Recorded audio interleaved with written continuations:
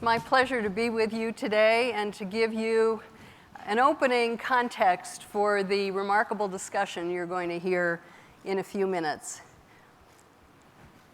America today faces the largest challenge to our economic prospects that we have faced in 100 years. We are in a period of economic transformation that is as great as the move from the agricultural age to the industrial age.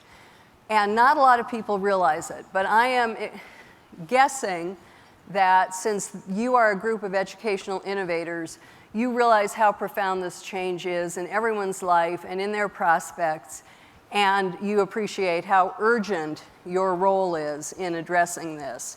There are many people who've obviously prospered from technology. You may be some of them. Certainly there are people here who have gotten terrific careers because of the changes that have come about from technology and globalization. But most of this country is not as successful, and even those who are doing okay are very unsure about the future. Kids don't know what to study. Parents don't know what to tell their kids to study, and the pace of change is the one certainty and is a constant.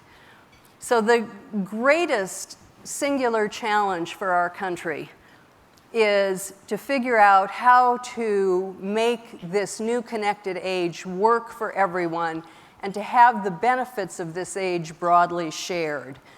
And that's why Howard and Michael and about 50 other leaders from around the country came together in something called Rework America to try to figure out what the framework might be for this future success for everyone. And the one constant, as I said, that we focused on is this constant of change, which means that people will have to constantly prepare, retrain, and learn throughout their lifetimes.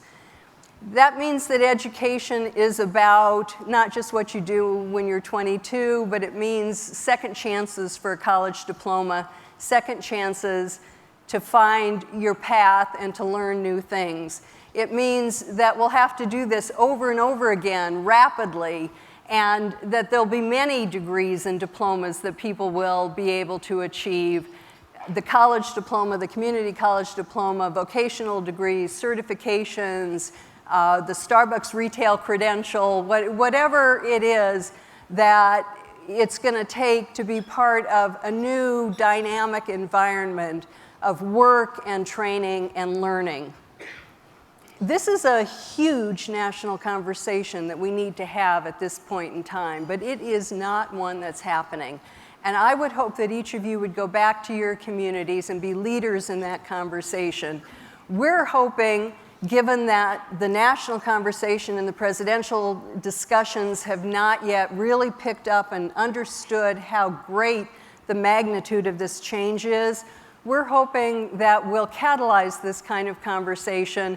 We have a book coming out in mid-June called America's Moment, and we do believe this is America's moment. It is the time for us, all of us, to address this need for a substantial transformation in how people find the work of the future, how they reimagine their possibilities, develop new careers, and how people are constantly able to learn and train over the course of their lifetimes. One of the most remarkable collaborations that's come out of this and that you are going to be privileged to hear about today is between two great leaders, Howard Schultz and Michael Crow. Many of you know Michael. He is a force of nature. Michael would educate every single human being on the planet himself if he could. And he is also as capable as any CEO of achieving something and getting it done. Howard, you may not know. Howard is an extraordinary CEO and an extraordinary business leader, but he also has the heart and the passion and the emotional connection to people that you rarely find in business, more often find in public life and in education. So these two people who sometimes do body swaps because their talents are so broad and complementary, they often play roles that you would expect from the other. These two people have created a remarkable collaboration, and you will now see a video to begin to learn about it. Thank you.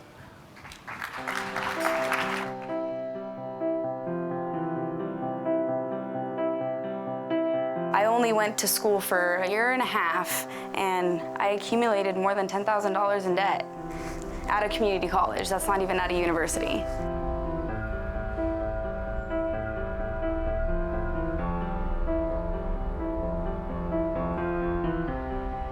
The last few years in America, we certainly have seen a fracturing of what I would loosely describe as the American dream or the American promise.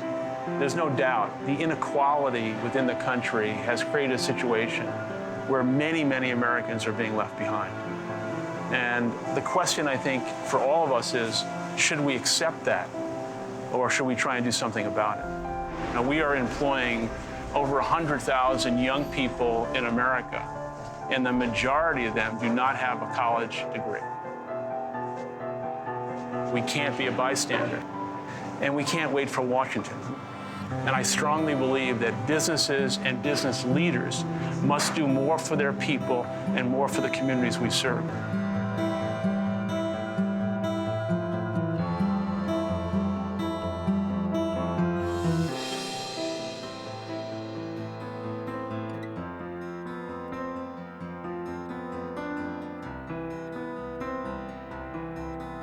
The College Achievement Plan was a model built on the notion of empowerment across the entire cross-section of society.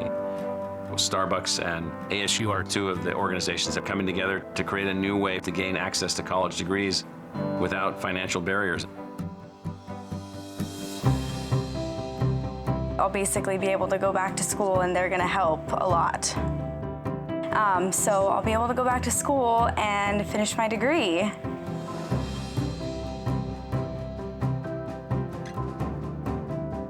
I was ecstatic. I was just like, oh my gosh, I have zero excuses now not to finish school. Like, it was a godsend. It was, knowing that I could go to school and that Starbucks would cover it and not have to worry about the debt hanging over my head was awesome. Like, it was a no-brainer. And for my kids, they get to see me going to school and realize that if mommy could do it, I can do it, and I'm just a living example for them to be successful.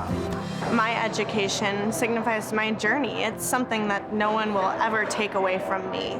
I did it every day, and I lived that life every single day, and that degree says to me, you can accomplish anything. A degree is opportunity.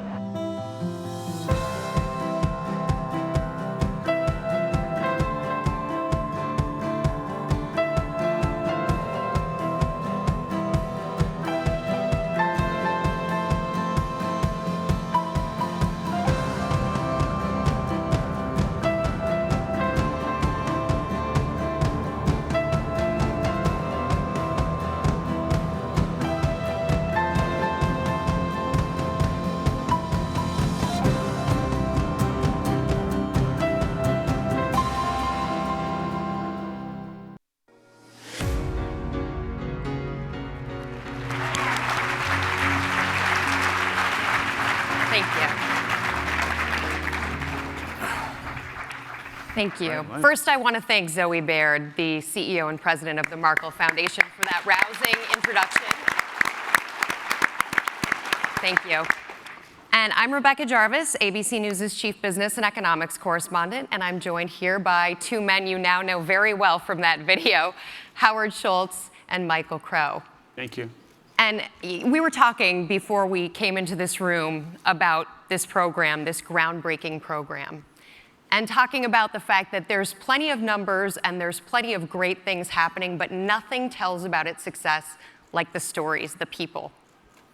You got to start. Here's the story. So Howard and I were in Seattle a few weeks ago together. We were at this fantastic store. If you've never been to this thing, it's like a Starbucks the size of this room, where they're also manufacturing coffee. And a random employee happened to be one of the Starbucks ASU students, and he was a young man, 29 years old, who had gone to a private college for a year, incurred a significant amount of debt, had dropped out of college, and had been working for Starbucks for 9 years to pay this debt off.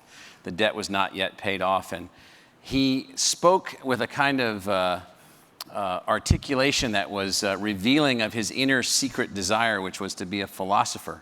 And it turns out that he was and is now an ASU student, an undergraduate major in philosophy. And this young man was taking philosophy courses, taking science courses. He was inspired. He was living his dream. He was involved with students in visual interaction in the class, exchanging papers, doing science classes in the field, using data that was being brought in by the university from the federal government, doing things that you could tell that this person's inner spirit, this young man's dream, was to have an opportunity to read and think about philosophy, which is the study of ideas. This is why he existed. Starbucks was his means to stay alive, and his dream was now renewed after a significant life trauma, after this non-completion of the college that he went to. And so for us, just randomly, he was a fantastic example of what this program is all about and how it's working. And at the end of the day, I think a really important thing to say about him is that he spoke more about the importance of our advising functions and our student support functions and our engagement functions and our team building functions than he did about the courses themselves. It was all of this wrapped into a single package. One of the things I also mentioned to them, this story, we started covering it yesterday on abcnews.com because it is such big news. And on ABC News, it's now one of the most shared stories of all the stories on the internet. And I think one of the reasons behind that is Starbucks is ubiquitous. So many people think of Starbucks as something they see every single day. And now this is something that people will look at a Starbucks and think of as an opportunity, a place where they can go work and also get that college education. Well, I think we felt very strongly that the role and responsibility of a for-profit public company is changing. And if you look at the history of Starbucks, we've done a number of things over the years. Comprehensive health insurance before the Affordable Care Act, equity in the form of stock options. And we really went to our employee base and we asked them a year and a half ago if we could create a new significant incremental benefit, what would it be? And over 70% said access to a college degree. And so we began researching how could we do this. Never before in the history of American business has a corporation created anything quite like this. We didn't know where to start. We're not in the education business. And we were very fortunate to meet ASU and Markle. And I say that because it took a lot of entrepreneurial courage for a state university to approach this and understand the opportunity. And when I say the rules of engagement have changed for a for-profit public company, we have to all realize, and I said it in the video, we no longer can wait for Washington to solve our problems. We have to recognize that we're going to have to do much more for our people and much more for the communities we serve. And I think if we look at our own company as a litmus test, we've succeeded well beyond our wildest dreams over many years. And one of the primary reasons is the reservoir of trust around the equity of the Starbucks brand speaks to the fact that the customer has lots of choices in every business, in every environment. Even ABC has a competitor. I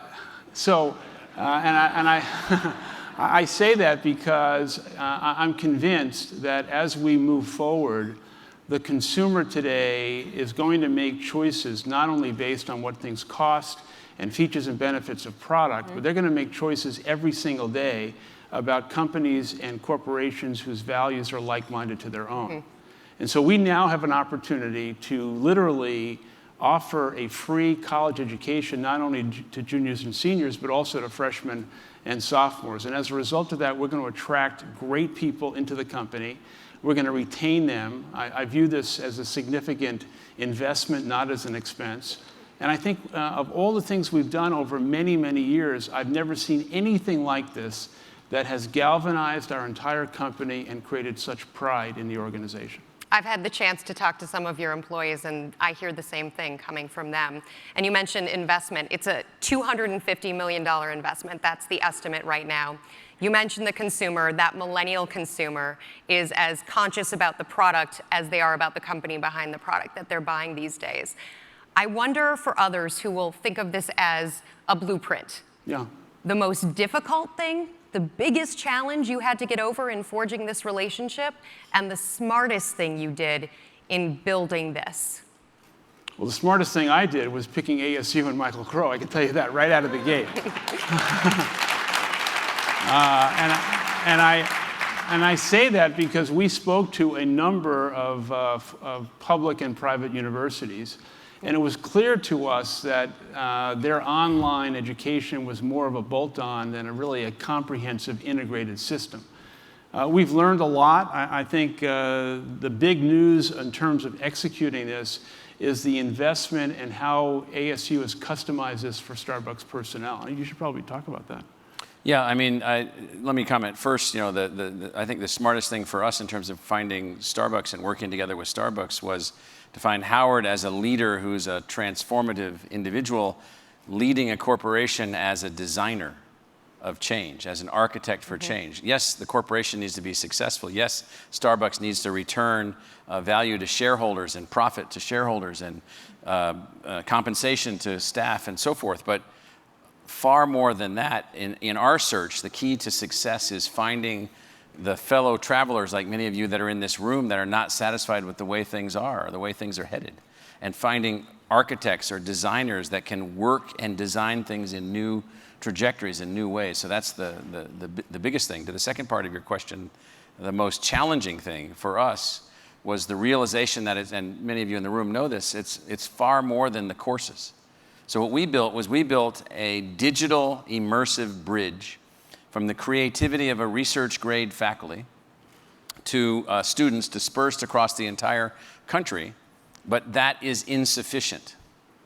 That's literally not even insufficient. It won't do the job. And so for us, the lesson that we've learned, the hardest thing that we've learned is how to reach in with Starbucks into folks, young people usually who have not finished college, who were discouraged by that process, and help them as you would as a teacher or as a counselor or as an advisor, nurturing them and bringing them forward and helping them. And this whole notion of the human touch and the human engagement, it doesn't disappear through a technological format. It must be present or it won't be successful. So that's been the hardest thing for us to sort of work on. Can I add one more thing? You know, I sat in a number of rooms with prospective students, and in some cases, parents. And unfortunately, if you've gone to college and you have failed, and you're saddled with a fair amount of debt, it's very, very hard to go back, especially if years go by, 3, 4, 5 years, your life changes. So convincing people to go back to school is a very difficult proposition unto itself. Not only did we have to create a bridge, but we had to create a seamless opportunity for them to understand that between Starbucks and ASU, we were going to ensure the fact that you are going to be successful. And I think the self-esteem and the sense of belonging and what's happened to these students in the second semester as a result of doing well the first, you can just see a light go off, a halo of just a tremendous level of gratification. The other thing I would say is that, and it surprised me, it's very hard for people to share with you that they have incurred debt and they have failed. And people have a fair amount of shame about it. And when you're in a room with strangers and you're talking about your own life experience, and then all of a sudden a benefit like this emerges, it's not that easy to build trust that this is really the real thing, that in fact we are going to pay for this. If in fact you graduate, which we are going to make sure you do, and you decide you're going to leave Starbucks, we don't want you to leave, but that's okay. No strings attached. No strings attached. You don't owe us any money because this is about you. It's about improving the country. And I think we have to recognize, all of us, and I know you all know this, is that the country is suffering and there's so many things that are not going right, and we have to do everything we can as citizens and as business leaders to try and make a positive difference with the people that we come in contact with. And yes.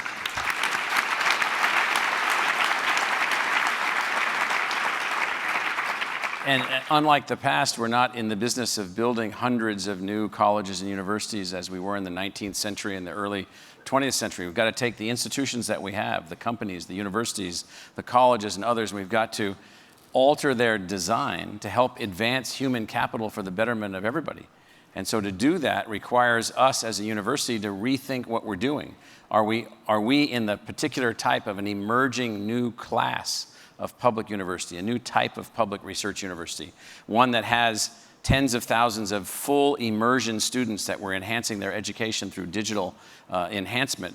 Can we also project all that we're doing to these students at Starbucks, using that as an example, in a way where there's no diminishment, not one iota of diminishment in their educational opportunity or their educational learning process? And so we have hundreds of degrees, and we picked 70 that we thought that we could do this at that level. And we offer those degrees, like the young person I was talking about, as a philosophy major. I can tell you, you track him down, interview him, find these other people, listen to what they're learning, how they're advancing. And so for a student who's already in the workforce, for a lifelong learner who will always be in the workforce, hopefully, we are figuring out how to take a great public research university and project what it does in a way where that young man can finish that dream of his to become a philosophy major and a thinker.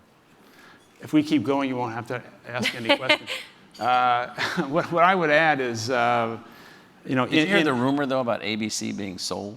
No, I didn't hear that. Yeah. DIS. Just kidding. What I was going to say is that, when you're in business every single day, you have to recognize that you have to constantly push for innovation and self-renewal and reinvention. And clearly, as a result of technology, for anyone who embraces the status quo, you just are not going to succeed. But going back to your original question about what we've learned, I think one of the major lessons here is that innovation and breakthrough thinking is not just customer-facing. This level of innovation that we're talking about and this proposition, what we're doing, is innovation that is linked to our people. And Starbucks is in the people business. The equity of the Starbucks brand is created by the people who serve our customers. So anything that we can do on a daily basis that makes our people proud, that builds a large reservoir of trust around the intentions of management, speaks to a level of success that we want to continue to enjoy. And so that is why I think we know just unequivocally that this is going to be a successful program. For you, this is also personal because you were the first in your family to go to college, which a lot of people don't know. Yeah. Well, why do you think it is, sorry to cut you off, okay, but yeah. why do you think it is that more CEOs aren't doing what you're doing? That's a long, we have to be here a longer time than the 20 minutes that are sitting on the lectern here. Let me say it this way. It is personal for me. Michael and I have something in common. We didn't know that when we met, and that is we literally both came from the other side of the tracks. I grew up in public housing. I knew very well what it meant to be a poor kid. I carry that with me, and I think my sensibility about people who are being left behind, my sensibility about the playing field not being level is something that I want to attack, that I don't think is fair and equitable. And as far as other CEOs, I think there is so much pressure that is more so than any other time I can remember, and we've been public for 23 years, on less than a quarter-to-quarter basis on CEOs, on management, to perform. And I think the level of activist shareholders has also added a burden of responsibility and pressure on CEOs. So I think what I feel strongly about is that we have to demonstrate success, in my view, not only because of my personal responsibility to Starbucks and ASU, but I think we have a responsibility to demonstrate to other businesses and business leaders that this program is well worth your time, your energy, and an opportunity that you should embrace. I definitely want to come to you on the same question, but quickly, the activist shareholders. Yes. Before making these announcements, do you have to go out and sort of sell the case to Wall Street? You know, I'm kind of an anomaly in that sense. Howard, just say yes. Just say yes. You know, let me say it this way, because someone is going to pick this up, and I'm going to get myself in trouble. That was the idea, actually. That's why you should just say yes. Yeah. So in order to do anything like this, we have to recognize as a company that we have a fiduciary responsibility to build shareholder value. And I would say that performance is the price of admission. If we were not performing and we did not create the kind of value that we have created, we have outperformed our peer group consistently every single year that we have been public, basically. And as a result of that, I think we have license to do the kind of things that demonstrate to the street and people who don't agree with us that we're making investments in our people for the right reasons. Our health care, way before the Affordable Care Act, it was $350 million. That was more than the cost of coffee for our raw materials for a decade. Mm-hmm. And so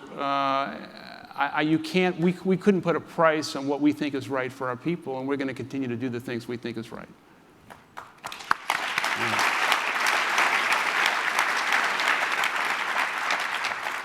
When thinking of other corporations in this country who may have a desire to do the same thing, is ASU set up right now to say anyone who wants to do, any corporation in this country who wants to do the college achievement program, we can work with you, we can make it happen for your employees too? So that's actually not what we're trying to do. What we're trying to do is a value-driven company like Starbucks now working with a value-driven university like ASU, which is at the end of the day mortal and human. That is, we have certain limits to even what we can attempt to do. What we're trying to do is to show that we can work at a very large scale, projecting our knowledge enterprise in a way where a very large national corporation, ultimately an international corporation, can build lifelong learning for its employees and its partners in a very significant way. What we're hopeful of is that other value-directed corporations and other value-directed universities will learn from this process, take the tools and the ideas that many of you in this room have been developing, find ways to create variations of this and make it work in lots of different ways. Now, this isn't the only model. There's other models, deeper models of learning and training and educational pathways inside corporations. There's some of the work that Zoe and the Markle Foundation are leading, where you can take entire communities and build ways in which middle skill jobs can be identified in the marketplace, can be projected into the marketplace by the individual, where the individual can have pathways to higher levels of educational attainment and so forth. All of those things are going on at the same time, but it's not about finding one university or one company to be able to, do this. It's about finding leaders who proffer differentiated designs that show what outcomes you can get with those designs, and then others finding ways to improve on those designs and take them even further by doing more. So it's not about us offering this. It's about us, I think Howard, you and I, we agree with this, that we're trying to say, don't tell me that a for-profit corporation cannot advance its human capital. Don't tell me that a public research university doing all the things that we're doing with thousands of research projects and tens of thousands of immersive students can't plug in a plasma coil that can reach out to these students for Starbucks and raise all boats. If someone says that can't be done, they're like living in the past. So far in the past, they're not conceptualizing what we need. So we're trying to demonstrate that these value-oriented company and university can achieve these kinds of outcomes. That's what we're trying to do. I would say, in addition to that, I wouldn't underestimate the degree of difficulty in both creating this and executing it. It is very, very hard. Two different organizations trying to do something that each one of us have never done before in an area that Starbucks has no competency or capability. And also we're trying to teach and advise ASU about the culture and values of Starbucks and what it is we do. And with regard to that, I think one of the threads of success here is, and you can't underestimate it, is that the culture and values of these two institutions are so similar, of really valuing and understanding the need for humanity in our society. And I think, again, one of the learnings, not in terms of this particular proposition, but over many, many years, is that culture, more often than not, trumps strategy. And you have to have a great strategy. But if you don't have the culture, the values, and the human behavior to execute that strategy, it's not going to work. And conversely, if you have a good strategy, but you've got an extraordinary group of people who are willing to climb that mountain again and again and again and not be denied, and it's selfless and it's there for each other, you are going to win. Which, you know? yeah. Which on the one hand makes me feel very optimistic that it's working, but on the other hand, you look out at all of the other opportunities that may exist out there and the will, the sheer force to get them done when there are all of these other things that every CEO has to think about on a daily basis.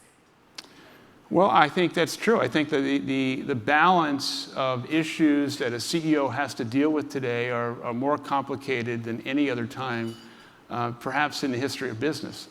Having said that, those businesses like Starbucks that are more people dependent, that are in the retail business, that really depend on retail and human beings and human behavior to define the brand and the What they experience. do in your stores determines how people feel about Starbucks. The people who wear the green apron are the brand. And that's true for many retailers. So I think that there's a growing level of understanding and commitment that executives and managers are going to have to do more. I mean, what we're now seeing about minimum wage, that really is coming because of pressure. I'm not sure how authentic it is, but it's nice to see. But I think over the course of time, you are going to see companies do the right thing for the right reasons. What's your advice to other universities out there who might be even looking for a corporate partner, who might see what you're doing and think, this is very interesting?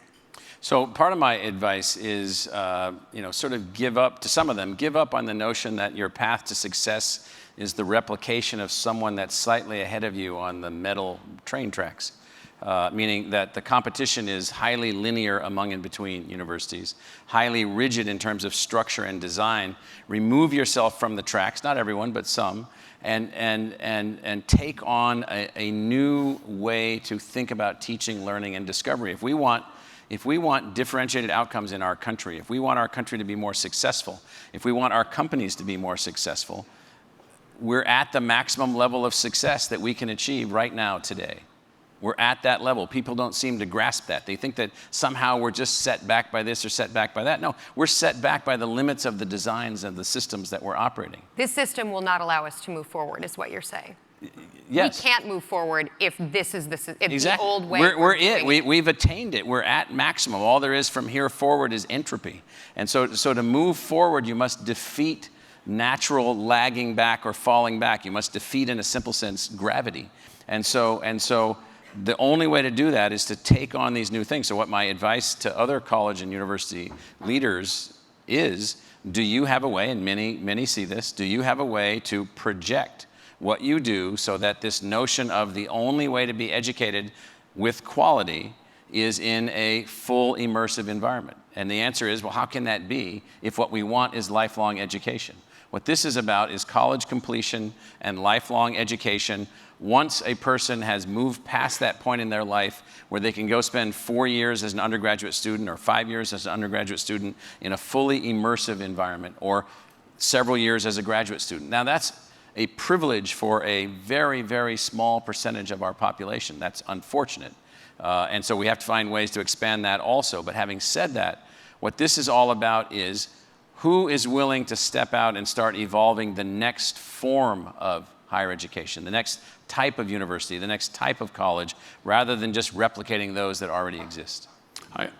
I think there's something more, and this might make people feel a bit uncomfortable. I apologize in advance, but he always says that. To be specific about this issue, it's not only the institutions that have to recognize that we have to change, but it is the citizenry.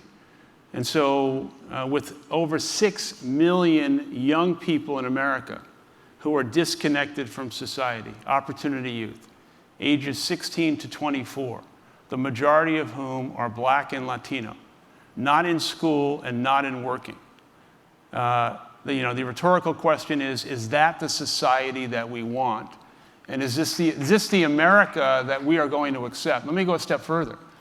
An African-American male baby today, a Latino male baby today, born today, 1 out of 3 Black kids and 1 out of 6 Latino kids will be incarcerated before the age of 17. So it's not only the institutions that have to recognize that the path that we are going on is not going to solve the structural problems, but as citizens, we have to recognize that in our communities, we are seeing things every day that we are ignoring. We're ignoring it as Americans. And we certainly do not have the leadership collectively in Washington that is addressing these problems. And if we continue to go down this path, we're going to end up with an America and a society that our parents and our grandparents fought for, and we will not recognize. So it's not just the institutions, it's all of us individually in this room that must step up and make a positive difference in the things that we see that unfortunately many of us are ignoring, and we're just a bystander, and we must address it.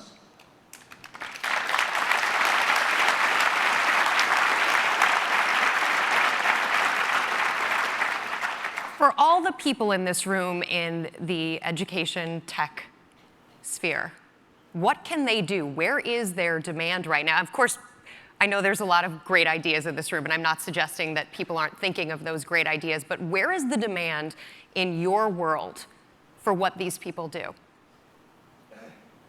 I'm not sure, honestly, I understand the question. What do you mean by that? Well, go ahead. So I think the question is, these folks are investors and companies and others who are developing tools and techniques that speed education, enhance education, enable more egalitarian access to education. How do all of these things affect, or how might they affect Starbucks? Well, I think as we look at our company, one of the primary things that we need to do effectively is we employ 300,000 people globally, 150,000 people in North America.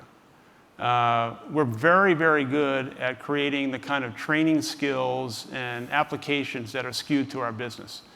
And when I say very good, we have not made the transition to leverage technology and leverage smartphones and leverage the tools that our young people and millennials are using every day to leverage the training that we need to do. It's embarrassing, but we don't have a method to communicate directly to every single employee every single day. Now, there's some privacy issues that go along with that, but that would be a significant competitive advantage that we have to overcome. And I'd say in the area of training, that among anything is a primary objective for us to really leapfrog from where we are and get much, much further along.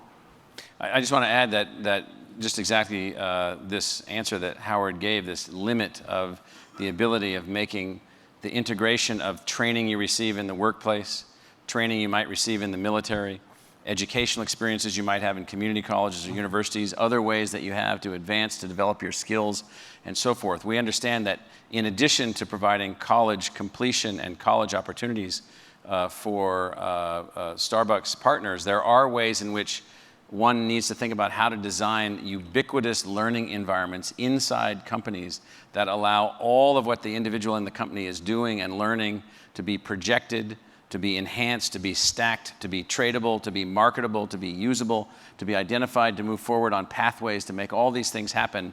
And without naming the company, that's one other project we're working on right now.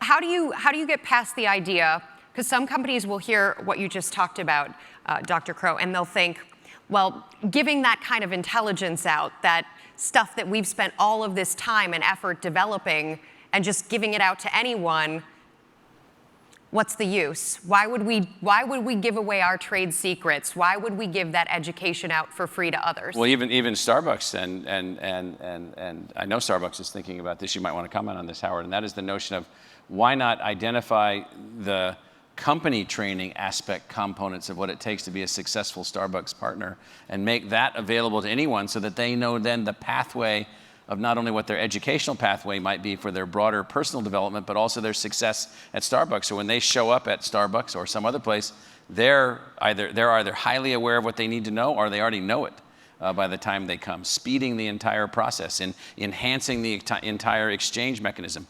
Getting people who don't know necessarily what it takes to be successful in a particular corporate environment or a particular service industry or what have you, getting them ready, thus lowering the inefficiency, speeding the effect of the market, speeding the overall value of the market, as well as triggering for individuals knowledge about what they need to do, going all the way back to middle school. We just completed through some private philanthropy here in Scottsdale a new project at ASU that's being beta tested right now called Me3.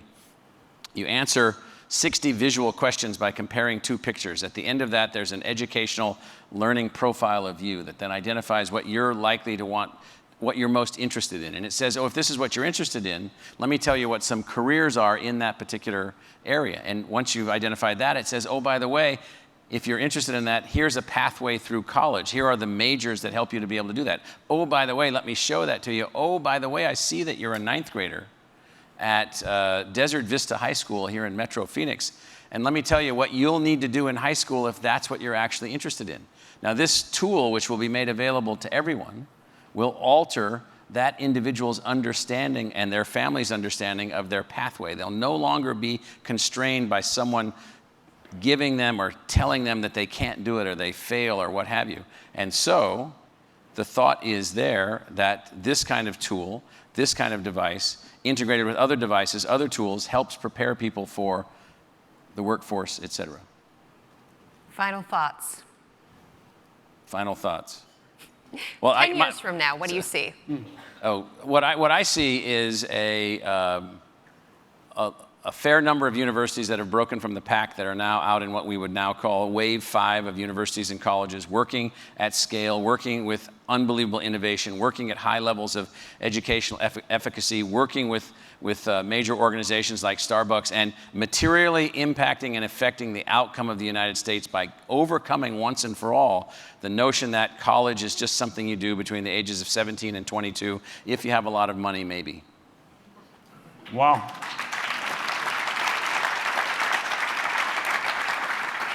Well, we've said publicly that we will graduate 25,000 Starbucks ASU graduates by 2025. I think we'll exceed that. And I think that'll be a roaring success for our company. And I assume by that time there'll be other companies that will follow.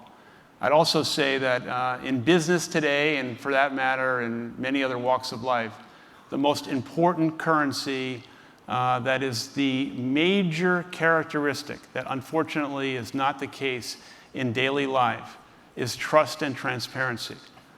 This program that we created had a lot of skeptics that were external. Why are we doing this? What does it mean? It's marketing, it's PR. What's ASU doing? Online is suspect. Yeah, all the things. And there was so many skeptics, and unfortunately you get such contempt. And I want to dismiss all the hate and all the contempt. I want to go against the grain.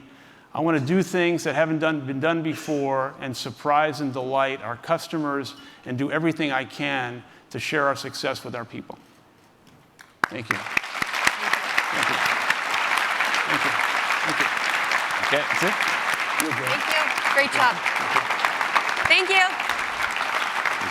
That was great. So we have the rumor out there now. Yeah, nice work. Nice work. Starbucks team, I'll see you in a little while.